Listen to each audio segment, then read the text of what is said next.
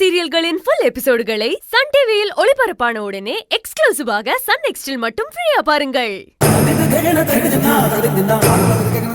எங்க ஏதாவது தப்பாயிருமோன்னு பயந்துகிட்டு எனக்கு உங்களை பிடிக்கலன்னு போய் சொல்லிட்டேன். பிடிக்காத பொண்ணை வற்புறுத்த வேண்டான்னு மன கஷ்டத்தோட உங்க அப்பா கலிவரதன் தங்கச்சிய கல்யாணம் பண்ணிக்க ஒத்துக்கிட்டாரு. உங்க அப்பாவுக்கும் கலிவரதன் தங்கச்சிக்கும் கல்யாணம் நடக்க போற அன்னைக்கு அதை ஏத்துக்க முடியாத மனநிலையில நான் விஷ மருந்து எடுத்து குடிச்சிட்டேன்.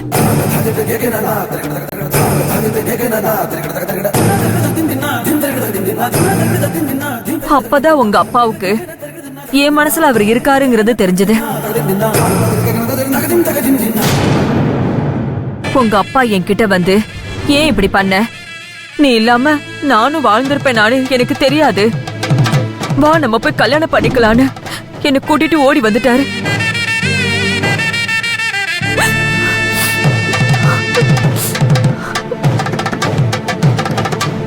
கல்யாண மண்டபத்துல ஊரே கூடி நிக்கிறப்போ அவர் தங்கச்சி கல்யாணம் நின்னு போச்சேன்னு அவமானமா போயிடுச்சு.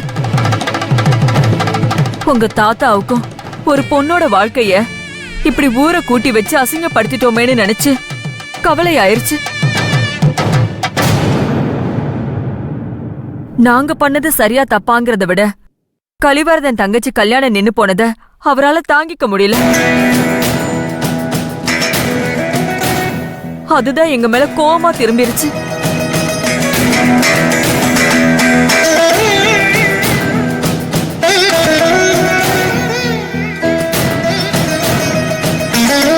ஊர்ல ரொம்ப பெரிய பேரோட வாழ்ந்த மனுஷன் அவரு.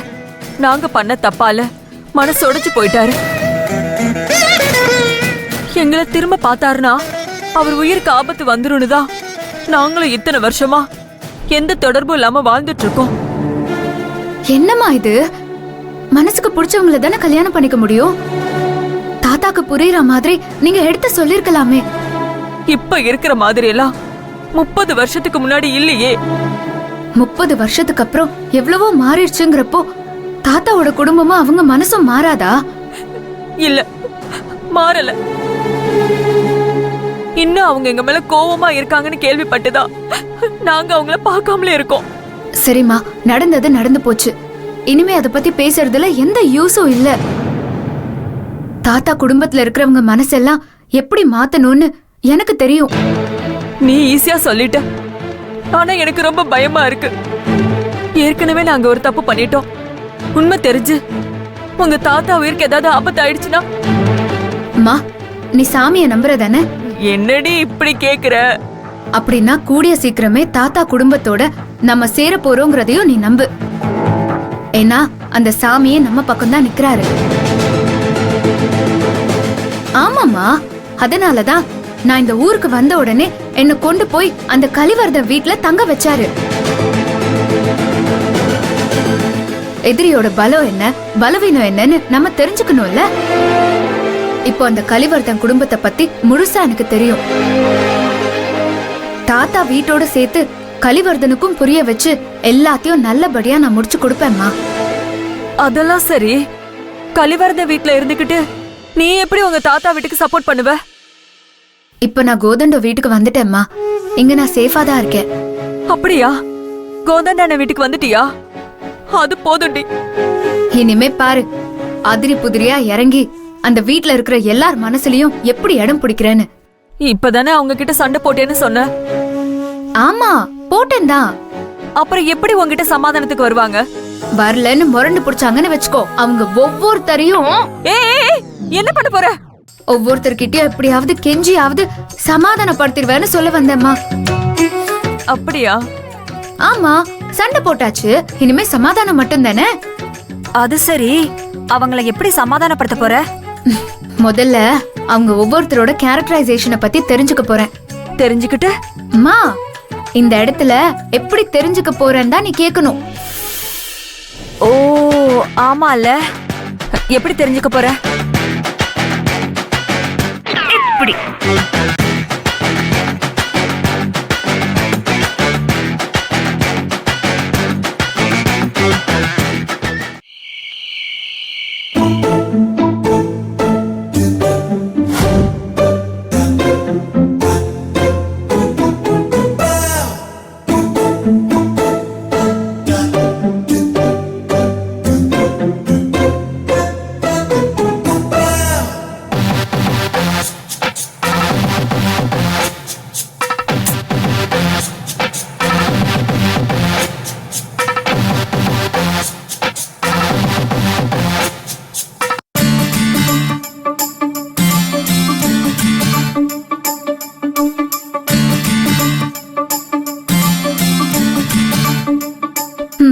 அவ்வளவுதானே? என்னது அவ்வளவுதானாவா?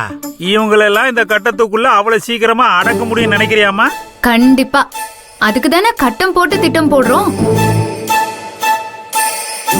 சிதம்பரம் தாத்தா நான் இன்னும் பார்க்கவே இல்ல. அம்சவேணி பாட்டி ஓகே. அப்புறம் ராஜசிங்கம் அங்கிள் நான் இன்னும் பார்க்கல. பார்த்துட்டாலும் நெக்ஸ்ட் ரங்கநாயகி அத்தை. பா 110% என் மேல கோவமா இருக்காங்க. அடுத்தது ரோஹிணி 40% என் மேல கோவமா இருக்காங்க. அது சரி. நெக்ஸ்ட் கதிர். சொல்லவே வேண்டாம், 100க்கு 100% என் மேல கோவமா இருக்கான். போலீஸ் ராகினி 90% என் மேல கோவமா இருக்கா. நெக்ஸ்ட் ரூபினி ஒரு 60% என் மேல கோவமா இருக்கா. ஓஹோ. இப்ப சொல்லுங்க ரோஹிணிய பத்தி. ஆடா அது ஒரு மேக்கப் பைத்தியம்மா. ஓ, எப்பவுமே மேக்கப் தான் இருப்பாங்களா? அது போட்டுக்கிட்டா பரவாயில்லம்மா. மத்தவங்களெல்லாம் இழுத்து உட்கார வச்சு மேக்கப் போட்டு விட்டுக்கிட்டு இருக்கோம். குமரியில இருந்து கிளவி வரைக்கும் ஒருத்தவங்க மூஞ்சிலையும் இவ கைப்படாம இருந்ததே இல்ல. ஓ, அப்போ ராகினி? அதத்தான் அவளை ஸ்டேஷன்லயே பாத்திருப்பிய. அதுக்கு ஆம்பளைங்கன்னா சுத்தமா ஆகாது. எப்பவும் முறப்பாவும் வெறப்பாவும் முறுக்கிட்டு திரியும். பொழுது போகலைன்னா கையில சீக்கிரம் 2-3 ஆம்பளை பசங்களை தூக்கி போட்டு மிதிக்கும்.